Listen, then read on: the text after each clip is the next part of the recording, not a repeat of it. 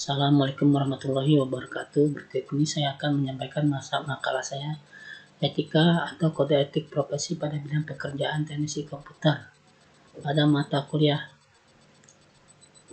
etika profesi teknologi informasi dengan dosen pembimbing Dr. Rutu Darussalam SDMT. Daftar isi abstrak kata pengantar daftar isi. Bab 1 pendahuluan latar belakang maksud dan tujuan ruang lingkup. Bab 2 pembahasan pengertian teknisi komputer, syarat dan dasar menjadi teknisi komputer, undang-undang hak cipta komputer, tugas teknisi komputer menjadi teknisi komputer yang terampil, studi kasus. Bab 3 penutup kesimpulan saran-saran daftar pusaka. Abstrak, perkembangan zaman yang diiringi kemajuan teknologi mendorong kita untuk senantiasa berupaya meningkatkan kemampuan dalam hal penguasaan teknologi informasi. Dalam hal ini kita juga harus memperhatikan kode etik dalam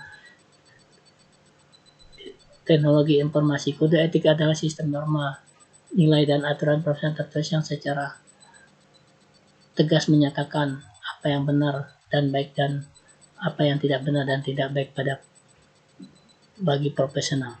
Kode etik menyatakan perbuatan yang apa yang benar atau salah, perbuatan apa yang harus dilakukan dan apa yang harus dihindari.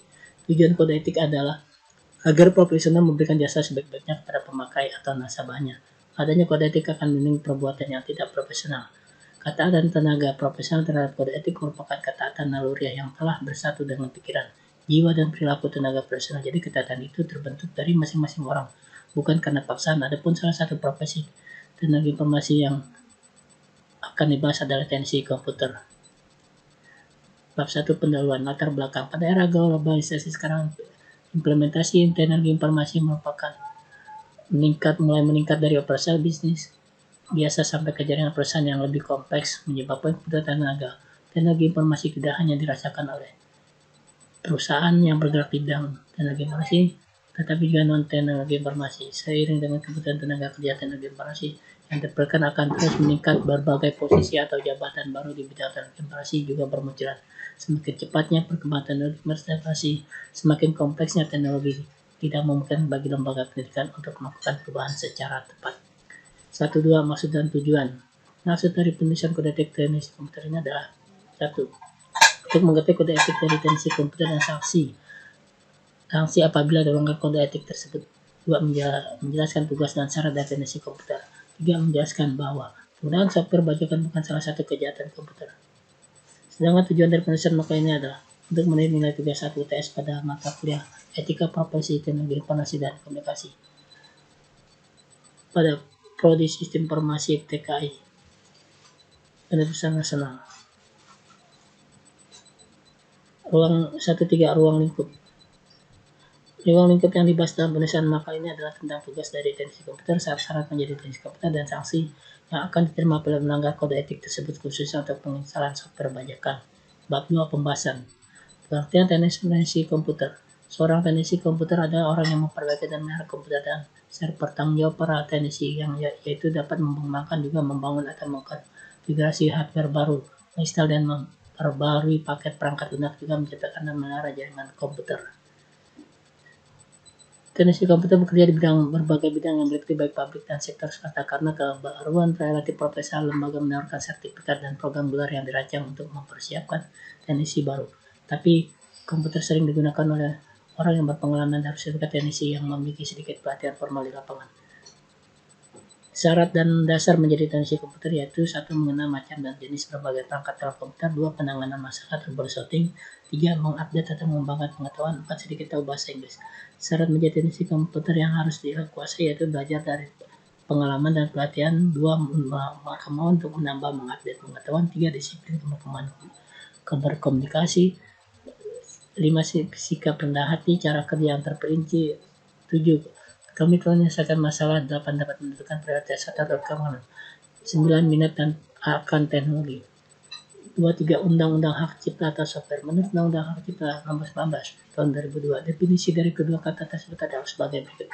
Pencipta adalah seorang yang atau beberapa orang secara bersama-sama yang atas inspirasinya melahirkan suatu ciptaan berdasarkan kemampuan pikiran, imajinasi, kecekatan, keterampilan atau keahlian yang dituangkan ke dalam bentuk yang khas dan bersifat pribadi. Ciptaan adalah hasil setiap karya pencipta yang menunjukkan keasliannya dalam lapangan pengetahuan seni dan sastra. Pasal 72 ayat 2 Undang-Undang Hak Cipta berbunyi barang siapa dengan sengaja dan tanpa hak mengedarkan, menjual, memperdagangkan barang-barang secara umum atau produk hasil pelanggaran hak cipta dengan pidana penjara paling lama 5 tahun dan atau denda paling banyak 5 juta rupiah. Pasal 72 ayat 3 yaitu hak cipta berbunyi barang siapa dengan sengaja dan tanpa hak memperbanyak penggunaan untuk kepentingan komersial satu atau program komputer dipidanakan dengan pidana penjara paling lama 5 tahun atau denda paling banyak 500 juta rupiah. Dengan demikian tidak ada alasan bagi kita untuk menggunakan program komputer secara tidak sah. Mungkin kita sering dengar pernyataan-pernyataan kalau tidak membajak tidak bisa pintar. Kalau tidak pernah kita bacakan, IT Indonesia tidak akan seperti sekarang. Pernyataan itu terbalik, kita bisa pintar tanpa membajak. Sekarang telah ramai dibaca tentang open source seperti Linux dan software lain yang dapat dijadikan alternatif software tanpa harus menggunakan barang bajakan. Ada dua pilihan solusi yang dapat diambil untuk menghindari kegiatan menggunakan software bajakan. Solusi pertama menggunakan software Windows yang asli dan berlisensi dengan biaya yang sangat mahal.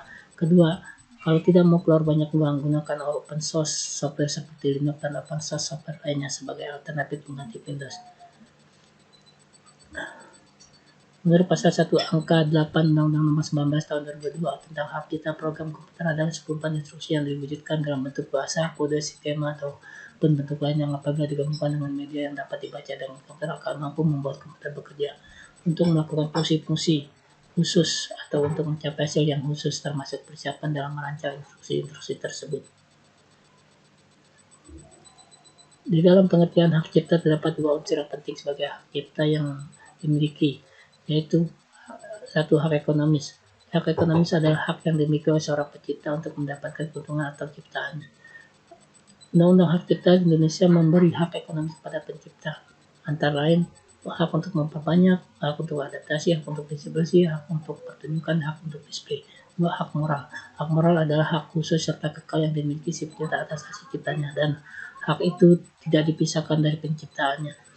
Hak moral adalah hak pencipta atau ahli warisnya untuk menuntut kepada pemegang hak cipta supaya nama pencipta tetap jaga pada ciptanya, memberi persetujuan dalam perubahan hak ciptaannya, memberi persetujuan terhadap perubahan atas nama samaran pencipta, menuntut seseorang yang tanpa persetujuannya meninggalkan nama pencipta yang tercantum pada ciptaannya. 3, tahap esensial dalam hal perlindungan terhadap perangkat lunak, yaitu perlindungan terhadap algoritma pemrograman, perlindungan paten atau hak cipta terhadap program komputer, perlindungan terhadap kode objek program dan ada objek kode. Sehubungan dengan hal itu, WPO juga telah mendedikasikan bahwa hak bahan-bahan yang termasuk dalam software komputer adalah materi pendukung atau flowchart, deskripsi tertulis program, dokumentasi tentang bagaimana menggunakan program, user guide, untaian perintah atau listing program itu sendiri, tampilan look and file dari program tersebut. Perlindungan terhadap program komputer yang berada di bawah hukum hak cipta sejarah dengan ratifikasinya TRIPS WTO dan diimplementasinya dalam Nomor 19 Tahun 2002 hak tentang hak cipta bisa terkait dengan program komputer seperti Linux yang saat ini tidak lagi hanya merupakan sebuah operasi sistem, tetapi merupakan sumber kekuatan penuh bagi para pengguna komputer. 24. Tugas teknisi komputer. Ada apa tugas dari seorang teknisi komputer adalah sebagai berikut. Pertama, tugas teknisi komputer perbaikan adalah memeriksa komputer, laptop maupun monitor dan printer untuk menentukan apa masalahnya. Mereka mencari bagian yang rusak, komponen terbakar atau hal lain. Begitu mereka yang telah mendapatkan masalah, mereka dapat memperbaiki unit atau mengganti bagian yang rusak dengan yang baru. 2. Tugas teknisi komputer infrastruktur difokuskan pada desain dan implementasi jaringan komputer besar. Mereka memiliki gelar spesialis di ilmu komputer atau jaringan komputer. Bagian dari tanggung jawab mereka adalah untuk menentukan lokasi yang benar atau untuk peralatan komputer.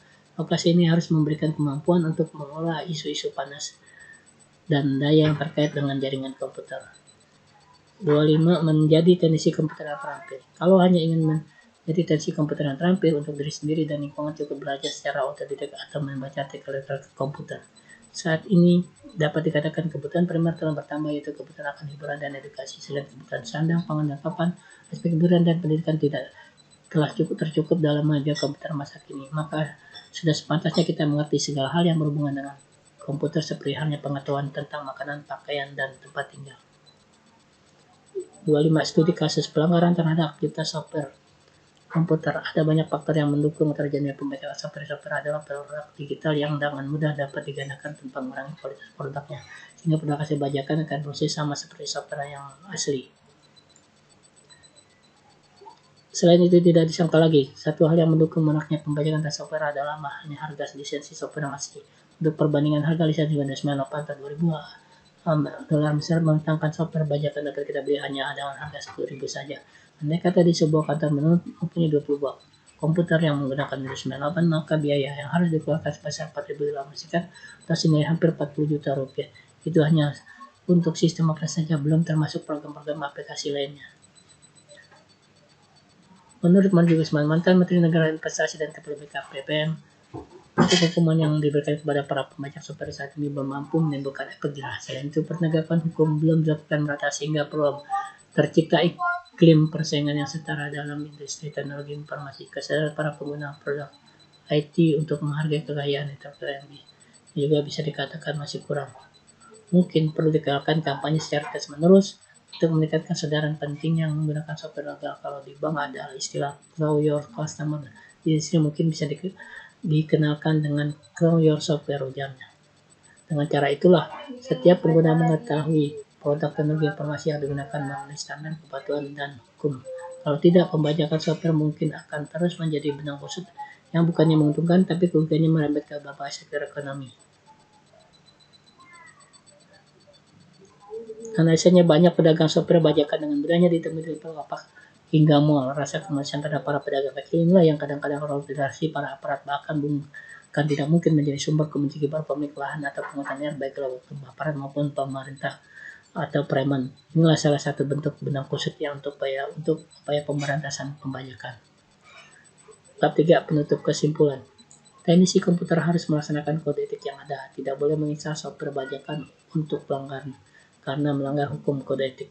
Saran: silakan membeli perangkat lunak yang asli, karena jika menggunakan perangkat lunak bajakan, semua pihak yang bersangkutan baik teknisi, penjual, dan pelanggan akan dikenakan sanksi sesuai hukum yang berlaku. Daftar pusaka forum pipanus.com, teknologi dan edukasi, iptek, etika profesi 5, wordpress.com, kode etik profesi teknisi komputer, Reni Giniani, wordpress.com, bot 6, undang-undang hak cipta software, script.com, dasar menjadi teknisi komputer spot kamu, blogspot.com, syarat menjadi seorang teknisi komputer.